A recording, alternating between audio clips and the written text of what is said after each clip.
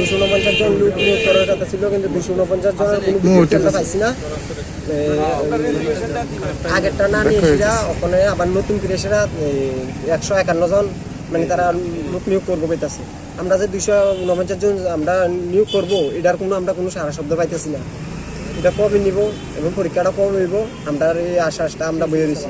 আমরা এখন দিন দিন বয়স আবার ইজ্জত আছে, আমরা সাধারণত খুব বেকারত্ব ছেলে, আমরা আগামী কী করবো, আমরা দিন দিন বয়স আবার ইজ্জত আছে, আমরা পরের প্রসেসিংটা কীভাবে দিব সেই দিকে যাতে নজর রাখে।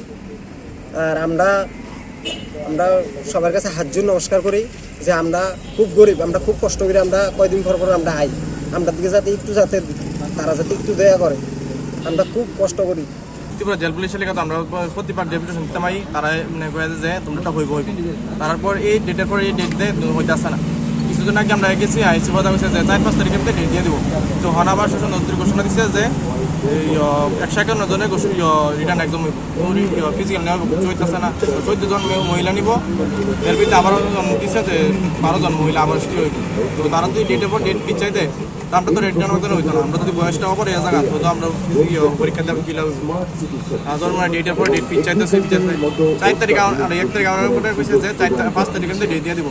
মানে ঘোষণা দিচ্ছে সেইভাবে রিসপেক্ট দিতে না। আমরা প্রতিবার বারবার ডেপুটেশন দেওয়ার পরে যদি তারা রিসপেক্ট না দেয় তো আমরা হাই মানে এটা তো আমরা দিয়ে গেলাম ওই লোকের আমরা ডেপুটেশন দিই ত্রিপুরা পুলিশের এক্সাম হয়ে যায়। মানে আমরাটা ওই তারা আমরা এতই রিকোয়েস্ট যে আমরাটা মানে অতি শীঘ্রতে রিটার্ন এক্সাম হয়ে যাবে।